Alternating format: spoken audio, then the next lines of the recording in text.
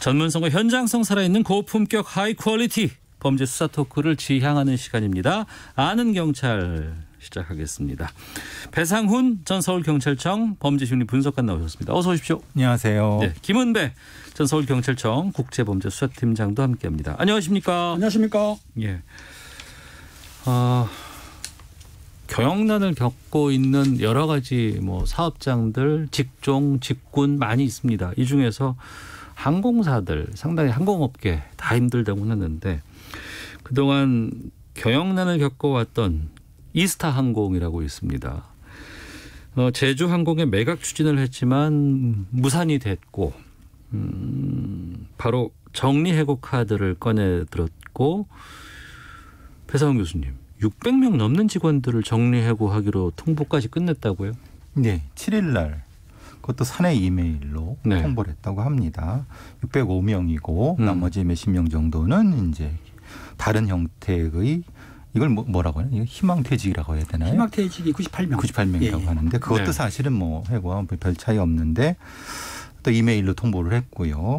사실 좀 매우 안타깝고 그리고 이제 매각이 될 거라고 생각을 했고 네. 또 이 관련된 건 이제 더불어민주당 이상직 의원이 직간접으로 관련돼 있기 때문에 충분히 할 수 있을 거라고 생각했는데 이게 최악의 상황까지 왔기 때문에 원래 1,600명 정도의 직원이 있었는데 지금 600명이면 3분의 1 정도가 지금 정리해고 된 거죠. 안타깝습니다. 예. 이런 정리해고 통보를 이메일 이런 걸로 받으면 상당히 진짜 상실감이 클 것 같아요. 절망 거의 이게 사실 대면에서 해고 통보 받는 것도 충격이지만 예. 그냥 문자나 이메일로 받는다는 게 이게 얼마나 비인간적입니까? 이럴 때 표현이 정말 떡하니 보낸다 이렇게 해야 되는 거 아니에요? 그러니까 이거. 예. 그렇습니다. 이메일로 지금 해고 통보를 한 거죠. 예. 10월 14일 날 이제 해고가 되는 거고 아마 이제 오늘이나 내일부터 아마 내용 증명을 보낸다 그래요. 근데 아까 교수님 말씀하셨는데 사실은 제가 확인해 보니까 그 남아있는 인원이 1,316명이더라고요. 예. 지금 그러니까 605명 정도가 지금 해고 통지를 받았고 아마 433명 정도는 남겨둔다는 거예요. 이유를 물어봤더니 그 이스타항공이 비행기가 한 14대 네. 그중에서 8대는 아마 반납을 하고 6대는 운영할 것 같아요. 그러니까 거기에 이제 승무원도 필요하고 정비 인원도 필요하니까 예. 필수 인원 433명만 정도만 남겨놓고 나머지는 해고 구조조정을 해야 되는데 이게 이제 여러 가지 이유가 있겠지만은 경영 악화가 가장 중요하고 또 코로나19 때문에 네. 그런 경우 때문에 아마 이스타항공에서는 더 버틸 수가 없고 또 제주항공에서는 지금 아마 합병을 거부했지 않습니까? 그러다 네. 보니까는 어떻게 방법이 없었던 것 같아요. 근데 좀 안타까운 거는요. 네. 이게 이 정리해고라는 게 혹시 다른 임용 계약에 대한 어떤 부분이 있지 않을까? 왜냐하면 그럼 파산을 시키든가 그렇게 되면은 네. 정리해고이 아니라 그러면 파산을 시키면 다른 방법의 회생 절차가 될 수 있거든요. 회생할 수 있는 여러 가지 방법들이 다른 것들이 좀 있을 수 있는데 선택한 거 정리해고라는 그렇죠. 거죠. 400명 정도 남겨두고 비행기 지금 유지 인원 그러면 언젠간 사업을 한다는 거 아닙니까? 그렇죠. 그렇게 되면은 그러면 지금 이게 정리해고라는 것은 혹시 다른 데 은밀하게 비밀 계약으로 다른 데 팔아먹으려고 하는 혹시 이런 그런 의심도 분명히 나올 수 있는 거죠. 그거는 제가 보기에도 만약에 이 이스타항공을 인수하라는 데가 인수를 한다고 한다면 일단은 비용을 줄이기 위해서는 그 인수하는 측에서 비밀 계약식으로 구조조정을 당연히 요구하겠죠. 그러다 보니까 이스타항공에서는 구조조정을 미리 해놔야만이 인수하는 측에서 좀 마음 놓고 인수할 수 있기 때문에 지금 교수님이 말씀하신 대로 그런 이면 계약이 있어야만이 당연히 이스타항공에서는 이론을 조정한다. 막 그런 쪽으로 나가는 것 같습니다. 그러니까 우선 저희는 이제 추측하는 거고요. 예상하는 거니까.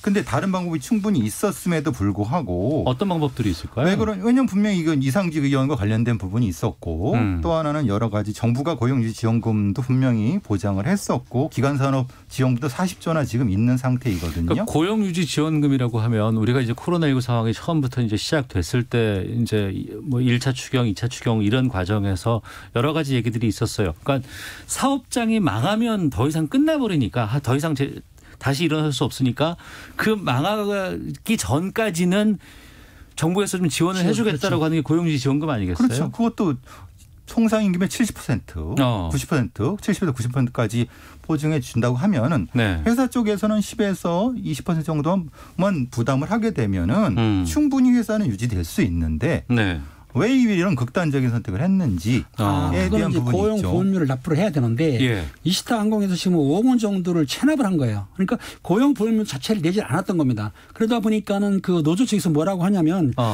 그 무급 순환 휴직도 무급으로 네. 돌아가면서 쓰겠다는 말도 했는데도 아마 이스타항공 경영진이나 임원진에서는 검토 자체를 안 했다는 거예요. 네. 이런 이제 구조조정 쪽으로만 포인트를 맞추고 그쪽으로만 주장한 것 같아요. 근데 5억 원이 없다는 게 만회나 됩니까?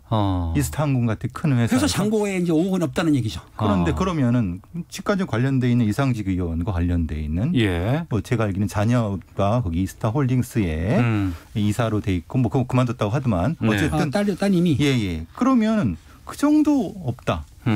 이거는 상식적으로 말이 안 되지 않습니까? 그러니까 애초에 유지할 생각 자체가 없었고 뭐 다른 방법의 보관을 생각하는 거 아닌가.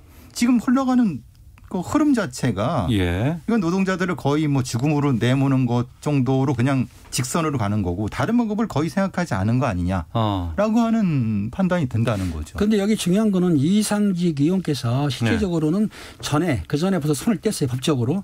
그 이스타 홀딩스라는 회사가 그 법인체가 사실은 아들이 지분이 66.7%, 66.3% 정도 되고 딸이 33.3%가 된다는 거예요. 그러니까는 아들, 딸이 소유하고 있었기 때문에 일단 공식적으로는 오너지만을 뺀 거예요. 그러니까 자기가 갖고 있던 재산을 출원할 의무는 없다고 보신 거죠. 네. 없지만 본인 재산은 지금 공식적이면 200억이 넘는 사람인데. 그러니까 이 부분인 거예요.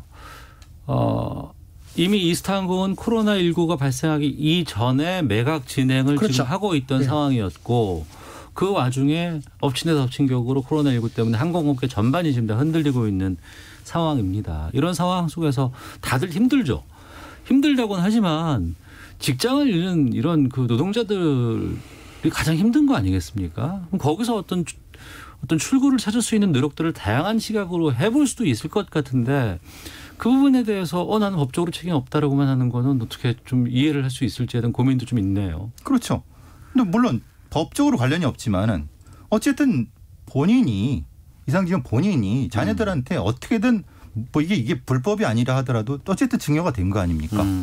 그런 상황에서 발을 뺀다? 그리고 지금 아무런 입장도 없다? 그렇죠. 입장을 이게 지금 사회적으로 국회의원이나 된 사람의 사회적 입장인가? 이거는 상당히 심각하게 이건 분명히 논의가 돼야 될 부분입니다. 그럼 이 이스타항공에서 지금 뭐 여기 노조도 있을 것이고 아무래도 지금 여기 그 직장을 갖고 있는 노동자들은 지금 뭐 이미 그동안 임금도 많이 못 받고 좀 생활도 힘들었을 것 같은데요. 그래서 임금체불 사실은 제주항공하고도 문제가 된 게 임금체불 문제가 됐거든요. 제주항공에서 인수했을 정도의 임금체불 문제가 되니까 제주항공은 임금체불도 해결 안 해주지. 또 그리고 코로나19가 터지니까 인수를 안 하겠다는 쪽이거든요. 그러니까는 이제 그 전에 해고된 사람들이라든지 그만둔 사람들이 지금 현재 사람들이 임금 체불이 되니까 뭐 일용직 알바를 한다든지 택배 또 건설 현장 또 어느 분은 또 드라마 보조 출연도 한다는 거예요. 이런 식으로 이제 하는 분도 있고 또 그전에 나갔던 분들은 실업급여 아시지 않습니까? 한 6개월 정도 나오는데 그걸 가지고 생활을 하기 때문에 그중에는 전문 인력도 있고 정비기술이라든지 그런 인재들이 있지만은 현재로서는 마땅히 처벌 데가 없으니까 알바로 지금 생계를 유지하는 거죠. 그러니까 지금 이제 노조 쪽이라든가 조선사 노조라든가 관련된 노조 쪽에서는 무급 받아들인다. 임금 체불 부분에서도 상당 부분 양보할 자세가 돼 있다. 그러니까 적어도 정부라든가 아니면은 관련된 업계 쪽에서 조금만 신경을 쓰면은 이것은 한 몇 달 좀 더 버티고 그 뒤에 이제 코로나 사태가 좀 정리가 되면은 충분히 이것은 흔히 말하는 이스타항공이라는 게 상품성이 있기 때문에 분명히 이게 인수할 사람들이 있을 수 있는 건데 왜 이렇게 극단적으로 지금 이렇게 다 정리를 해놓은 게 마치 처리하는 식으로 간다.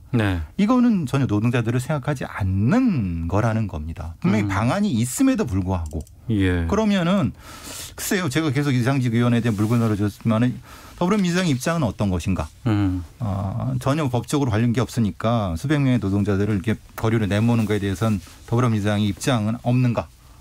이건 분명히 입장이 있어야 되죠. 아직은 입장을 내놓지 않고요. 이상직 의원께서 아마 우리 이제 국회의원 같은 경우는 재산이 공개하지 않습니까? 네. 212억이 좀 넘더라고요. 그렇지만 자기 사재를 여기에 출연해가지고 이스타항공을 구제한다는 말이 없기 때문에 지금 관망하는 상태 같습니다. 예, 청취자 장호민님, 이스타항공 사태 어쨌든 실질적인 소유자는 이상직 의원 아니었나요? 최소한 어떻게든 책임을 져보겠다는 노력하는 모습을 보여줘야 하는 것 아닐까요? 라는 의견도 주셨는데 이게 단순히 이스타항공 한 회사의 문제로만 볼 것이 아니고요. 이전부터 항상 그래왔어요. 그러니까 어떤 뭐 사업장이라든가 어떤 회사가 어려워지고 했을 때 고스란히 모든 피해는 다들 노동자들이나 근로자들이 지고 있고 뒤에 가서 보면은 정작 그 회사를 책임지고 운영했던 사람들은 나중에 보면 또 다시 또 다른 곳에서 뭐 재기하고 잘 살고 있고 이런 것들을 좀 많이 봐왔기 때문에 여기에 대한 고민들이 좀 있지 않나 싶은 생각이 들고요. 제2, 제3의 또 이런다는 사업장이 나오지 않아야 하기 때문에 좀 계속해서 좀 얘기를 한다는 거 좀 말씀드리도록 하겠습니다. 안은경찰 다음 주제로 좀 가보도록 하겠습니다. 성범죄자 등의 신상 정보를 임의로 공개하는 사이트가 있다고 합니다. 이른바 디지털 교도소라는 곳인데 이게 논란에 휩싸였다고 해서 좀 말씀을 나눠보도록 하겠습니다. 디지털 교도소. 진짜 나라에서 운영하는 교도소가 아니고. 이제 디지털 교도소라고 하니까 혹시 사람을 뭐 감호시키거나 아니면 거기에 뭐 구속시키거나 아니면은 정가를 취급하는 그런 게 아니고요. 사이버상에 이제 어린이 아동이라든지 성범죄라든지 강력범죄를 했던 사람들의 얼굴이라든지 인적사항을 사이버상이 공개하는 겁니다. 근데 이거는 정부에서 하는 게 아니에요. 개인이 자기의 취향대로 자기가 하고 싶은 대로 했기 때문에 불법 사이트인데 이 사이트가 지금 러시아 도면으로 돼 있다고 그래요. 그리고 그 운영자는 여러 명이 있는데 일단 운영자는 해외에 있으니까 내가 이런 걸 올려도 설마 불법적인 일을 한다 하더라도 건거 안 된다라고 하면서 이 말하는 사이버 교도소를 운영하면서 그런 신상 공개를 임의로 했던 거죠. 이 디지털 교도소를 처음에 생겼을 때 많이 주목을 받았던 이유가 저는 그 얘기를 들었는데 혹시 맞는지 한번 확인해 보세요. 특히 이제 디지털 성범죄가 불특정 다수에게 노출될 수 있고 문제가 많이 생기는데 정작 범인을 잡았다고 하더라도 여기에 대한 처벌이나 어떤 신상 공개 같은 것들이 너무나 미흡하다 보니 우리가 이들을 좀 응징하겠다는 차원에서 이들이 좀 했다고 하는 얘기를 들었는데 맞습니까 이게? 예, 뭐 그 운영자가 뭐 언론에 인터뷰를 한 내용의 바가 그겁니다. 그러니까 우리나라의 어떤 그 사이버상에서의 성범죄자 혹은 이런 강력한 범죄자가 실제로 처벌받는 것도 어렵고 또 그들의 어떤 신상이 공개가 되지 않은 상태에서 공개도 어려운 상태에서 사적 구제의 목적이지만은 그런 목적 하에서 공개를 한다는 것이 운영자가 언론에 밝힌 목적인데 물론 그것이 뭐 본심인지 어떤지 모르겠지만 그 목적 자체는 이렇게 얘기하고 있습니다. 그런데 문제는 그 운영자가 우리나라 법에 의하면 특정 강력 범죄 처벌에 관한 특례법 있지 않습니까? 8조 2항에 신상 공개의 조건이 있습니다. 법적으로 정하죠. 그런데 있죠. 그거는 이제 정부라든가 국가단체에서 하는 건데 본인이 자기가 물론 성범죄자들을 처벌해야 되지만 그 사람들이 이런 규정이 없이 그냥 자기가 임의로 선정해가지고 하다 보면 자기 자유도 거기에 들어갈 뿐만 아니라 또 오인으로 할 수도 있고 또 과실도 있고 아니면 특정인을 고의적으로 할 수 있기 때문에 그걸 실제적으로 신분이 거기에 노출되는 사람들은 억울한 면이 아니면 그 피해로 인해서 혹시 어느 분들은 또 극단적인 선택도 할 수 있지 않겠냐 때문에 이런 거는 지금 사회에서 자력구제는 안 되니까 정부에서 강력히 막아야 되는데 그걸 못한 거죠. 그러니까 말씀하신 것처럼 자의적으로 해석해서 누군가를 막 올린다거나 아니면 정작 그 사람은 그런 일을 하지도 않았는데도 잘못된 정보로 그냥 누군가가 그 디지털 교도소에 올라가 버리면 저 사람 성범죄 저지른 사람 아니야라고 오해하는 사람들이 엄청나게 많을 거 아니에요. 그러니까 사이버상의 익명성과 복제성 때문에 한번 올라간 것은 무한대로 복제가 되기 때문에 그 디지털 교도소 운영진이 실수다라고 해서 그걸 지운다 한들 이렇게 복제해 나간 상황은 다 회수할 수가 없는 상황인 거죠. 그러니까 디지털 교도소가 그만큼 어떻게 보면 상당히 위험성이 존재하는 거죠. 실제로 지금 이제 모 대학의 대학생이 극단적 선택을 하게 됐는데 그것도 역시 본인이 얘기했다고 합니다. 네. 본인이 자기는 그 사람이 아니다. 그러니까 말하자면 디지털 교도소에서 그렇게 범죄 저지른 사람이 아니고 예. 아닌데 그걸 내려달라 했는데 그 운영자는 그러면 아니라는 것을 예. 네가 증명해봐라. 본인이 증명해라. 본인이 증명해라. 라고 얘기를 했고 증명을 못하니까 결국은 너 범인 아니냐. 네. 라고 계속 운영을 하면서 결국 그다음에 선택까지 된 상태인데 그게 참 쉽지가 않습니다. 왜냐하면 내가 범인이 아니라는 걸 내가 증명해야 되는데 네. 그럼 그걸 보낸다 한들 디지털 교도소의 그 운영진이 그걸 또 진위 또 판단해야 되지 않습니까? 그렇죠. 그럼 근데 진위 판단에 또 진위는 누가 판단할 것이냐. 이런 부분인 거죠. 그러니까 이 부분은 상당히 너무 자의적인 부분이 존재할 수 있다. 그 문제 때문에 국회에서 논의가 됐는데요. 작년 네. 7월 달이죠. 그 유명 대학생이 그 지인 능욕이라는 그 글자 아시지 않습니까? 그걸로 사이트에 올린 거예요. 그러니까 본인은 억울하지 않습니까? 아닌가. 그러니까 그분이 자기가 이제 고소를 했어요. 네. 근데 그런 와중에서 이제 그 사이트랑 문제가 되니까 아마 그 극단적인 선택을 했다고 지금 추정하고 있습니다. 네. 사망했기 때문에 그런 문제에 있을 때 책임을 누가 지느냐. 근데 그 사이버 교도소가 책임질 일 없지 않습니까? 네. 그러니까 이런 문제 때문에 지금 방통이라든지 경찰청에서는 사이버 교도소에 대해서 수사를 하고 있는 중이죠. 관련된 사례가 오늘 뉴스에서도 지금 나왔는데요. 보니까 가톨릭 의대 정신건강의학과 최정호 교수가 이 디지털 교도소에 자신의 이름, 휴대전화 번호와 같은 신상정보 공개되어 있다는 걸 알게 됐고 그래서 너무 억울하다. 그래서 경찰에다가 이걸 요청을 했더니 경찰에서 다 이건 전혀 다 휴대전화라든가 확인해 봤더니 없었다라는 것들 이런 억울함들이 계속해서 좀 나오고 있다고 하더라고요. 네. 근데 하필 그분이 그분 전공이 트라우마를 전공하신 분이랍니다. 그 피해 받으신 분이. 그러니까 예. 본인이 이걸 당해보니까 예. 이 트라우마가 얼마나 심각한지를 느끼겠다. 그런 말씀도 하시고 분명히 그러면 지금 이 퍼진 거는 네. 어떻게 회수할 것이냐. 회수가 안 된다는 겁니다. 네. 그리고 이런 음모론도 있을 수 있겠죠. 아니 그게 사실은 뭐 그 교수랑 그 경찰이랑 짜고 또 감추는 거 아니야. 이런 음모가 또 나타날 수도 있는 상황이기 때문에 네. 이게 참 디지털 교도소 문제는 뭔가 좀 정리할 어떤 계기가 필요할 것 같습니다.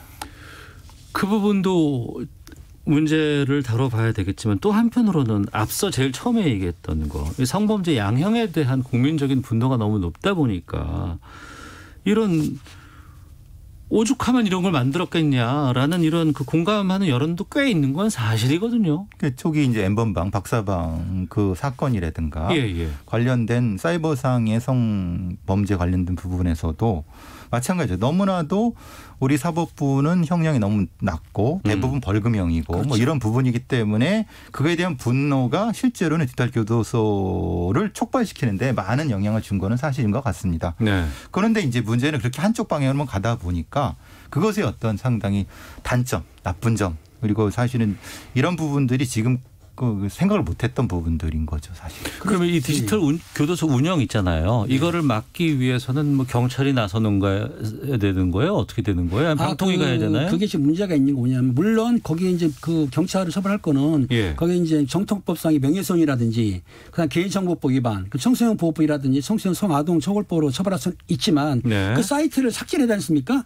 그러면 그 방통위원회나 방통심의위원회에서 해야 되는데 심의를 할 거 아닙니까? 근데 그 심의위원회에서 모니터링 요원들이 있어요. 아시다시피. 근데 인원이 적다 보니까 모든 사이트를 검색을 못 하는데 그중에 이런 불법적인 사이트가 있다고 하면은 심의를 해가지고 삭제를 하기 때문에 이건 정통부에서 아마 방통위에서 아마 이거를 삭제하는 거고 경찰은 그 행위 자체. 근데 지금 제가 알기로는 지금 인터폴 요청도 했다고 들었거든요. 그러니까 이제 경찰청이나 대구청 같은 경우에서 대구청에서는 일부 운영자를 뭐 피의자 선언을 했다니까 수사 중이고 일단은 해외 서버가 있고 해외에 있다고 한다면 경찰청에서 국제 공조를 통해서 인터폴 수사를 통해서 피의자 검색 및 또 그리고 추적 검거를 할 수 있는 아마 그런 걸 검토를 하고 지금 하고 있는 걸 알고 있어요. 지금 이제 운영자가 혼자가 아니고요. 여럿인 것 같습니다. 외국에 있는 것 같고요. 아마 특정은 뭐 일부는 한 것 같습니다. 일부는 국내에 있다고 하더라고요. 그 뭐 일부에 국내인데 문제는 이것이 백본이라는 형태를 만들어 뒀고요. 백본을 만들어 두면은 여기에 있는 것을 저쪽에 그대로 카피해서 옮기면 여기가 끊기면 저쪽으로 바로 가버린다. 그게 동유럽일 수도 있고 아니면 동남아일 수도 있고 아니면 남미일 수도 있는 겁니다. 이게 백본을 여러 가지를 만들어내는 방법이기 때문에 하나를 삭제한다고 한들 이게 사실은 완전히 삭제하는 것이 아니라 진짜 국제적인 공조가 필요한 거거든요. 그런데 네. 거기에 대응하기 위해 우리의 방통위는 사실 많이 너무 느립니다. 그러니까 한 번 하고 또 쫓아가서 하고 그래서 사실 이게 어렵다는 거거든요. 이거 삭제하기가. 네. 청취자 의견 좀 소개해드리겠습니다. 8785님은 디지털 교도소 말도 안 됩니다. 운영자가 무슨 권리로 남의 신상을 공개합니까? 라는 의견도 주셨고 이에 반해서 박종성님 물론 디지털 교도소 불법입니다. 하지만 왜 이런 게 생겼는지 생각해 봤으면 좋겠습니다. 사회 변화의 속도에 비해서 사법부가 너무 보수적이라 국민들은 판결에 대해 답답함을 느낍니다. 각종 범죄 처벌의 현실화가 필요합니다라는 의견도 보내주셨습니다. 네, 수요일 아는 경찰 김은배 전 서울경찰청 국제범죄수사팀장, 배상훈 전 서울경찰청 범죄심리분석관과 함께 말씀 나누고 있습니다. 이 이야기는 안 하고 싶었어요.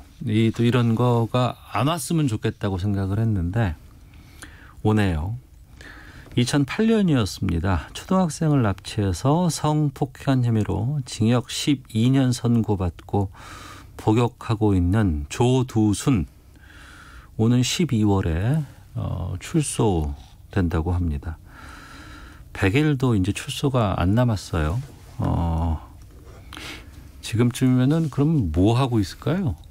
그러니까 원래대로라면은 실제로 형기 만료가 12월 제가 13일로 알고 있는데 한 달 전 정도에는 더 출소 교육을 좀 받습니다. 그런데 이제 작년부터 여러 가지 청와대 청원문이 들어가서 부랴부랴 법무부에서는 범죄심리과를 했고 교정 쪽에서 여러 가지 성범죄 예방 방지 교육을 부랴부랴 해서 지금은 제가 알기로는 포항교도소로 1년 전부터 이감된 상태에서 성범죄 재발 방지 교육을 특히 아동 성교증 관련된 거를 하고 받고 있다고 되는데 이것도 국민청원이라든가 국민들의 여론이 뜨겁기 때문에 부랴부랴 법무부에서 한 겁니다. 사실은 그 청원이나 이런 게 없었으면 이것도 거의 안 했을 가능성이 높습니다.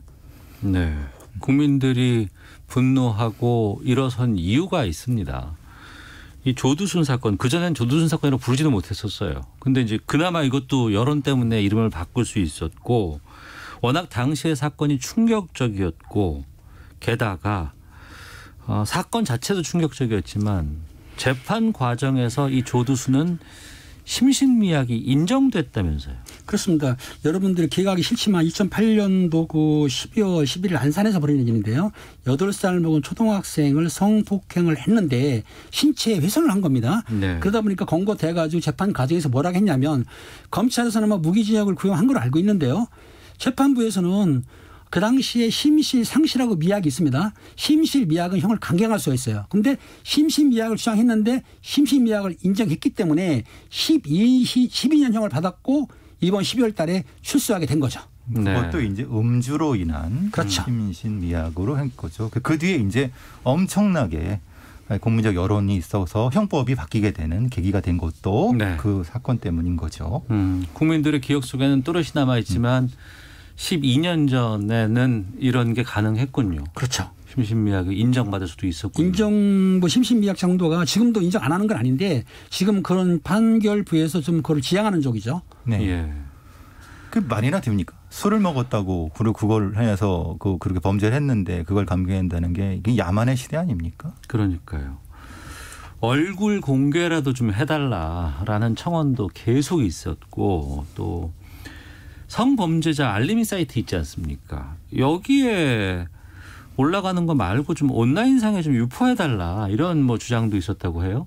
지금 온라인상 유포는 지금 말씀하신 대로 디지털 교도소 아닌 다음에는 정부에서는 올리기가 힘들고 아까 말씀드린 대로 발찌는 찹니다. 7년 동안 발찌도 차고 또 그리고 제가 확인해 보니까는 5월 달부터 11월 달까지 그 심리치료 150시간을 또 교육을 시켰어요.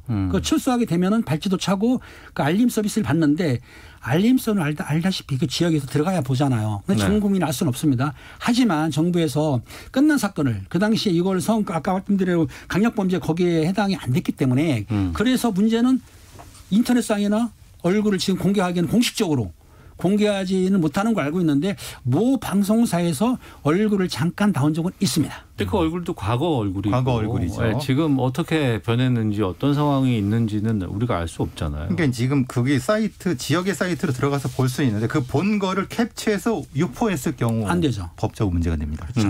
이게 상당히 이걸 어떻게 이게 참 이런 법 체계에서 네. 이건 분명히 어떤 특례라든가 이런 부분이 있어야 될 것 같은데 문제는 여러 법 체계적인 문제 때문에 그건 안 되는 상태인 거죠. 지금 상태는. 또 본인은 다 출소하고 나면은 나는 죄값 다 치렀다. 이렇게 또 얘기하고 다닐 수도 있지 않아요?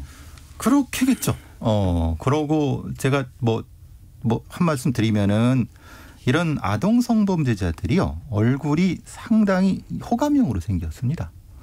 왜냐하면 아동을 이렇게 유인하기 위해서 그렇게 꾸미고 다니는 존재들입니다. 그렇기 때문에 깜빡 속으실 수가 있습니다. 조두순 얼굴 보면은. 전자발찌 몇 년간 찰 수 있어요? 전자발찌를 7년 정도 차고요. 예. 이 알림 그 5년 정도 하는데 문제는 뭐냐면 지금 조두순 그러니까 출소한 자죠. 그 사람을 법적으로 그러니까 소급해서 처벌할 수는 없습니다. 단지 어느 분은 이 말씀하시더라고요. 보호수용을 좀 하자. 근데 이건 법이 없습니다. 아직 보호수용 할 수가 없고 보호수용 일정 장소에다가 감금시키자는 얘기인데 그거 법이 없지 않습니까? 또 하나 뭐냐면은 보안처분 얘기가 나오는데 보안처분 없어졌지 않습니까? 보호관찰은 남아 있어요. 그러니까 보호관찰 아까 말씀드린 대로 전자발찌 같은 건 보호처분이기 때문에 그렇죠. 가능한데 보호관찰은 가능한데 보안처분 같은 거는 일정 장소에 가둘 수가 없지 않습니까? 그러니까 이게 문제가 되는 건데 아무튼 좀 더 국회라든지 아니면은 이런 정부에서 좀 더 연구를 해야 될 것 같습니다. 그러니까 사회보호법이 폐지되면서 치료 감화만 남아있는 상태인데 문제는 이 사람은 거기에 적용할 수가 없는 없죠. 거고 네. 일각에서 나오는 사회보호법 비슷한 형태인데 그거는 사실은 위헌 판결을 받은 부분이 있고 법을 또 제정해야 돼요. 네, 그런 부분이 있고 이 사람을 위해서 법을 만들 수는 없는 거니까 이미 그렇기 때문에 지금 있는 제도 하에서 지금 있는 경찰 제도라든가 보호관찰 제도 하에서 최선을 다해서 밀착 마크를 하는 방식 정도가 최선일 거라고 지금은 보는 거죠. 네. 피해자는 평생을 이 고통 속에 살아가야 되고 여러 가지 어려움들이 있을 거예요. 그리고 그 어려움과 그 아픔은 이제 평생 동안 갈 겁니다. 그렇죠. 그런데 이제 12년 이제 복역했다고 나오면서 이 사람은 다 끝났다라고 한다는 건 이건 좀 그러네요. 이건 아닌 것 같습니다. 어떤 방법들이 있을지 글쎄요. 좀 찾아볼 수 있을까요? 아유 답답하네요. 아는 경찰 마치겠습니다. 자, 배상훈 전 서울경찰청 범죄심리분석관, 김은배 전 서울경찰청 국제범죄수사팀장 두 분과 함께했습니다. 두 분 말씀 고맙습니다. 감사합니다. 감사합니다.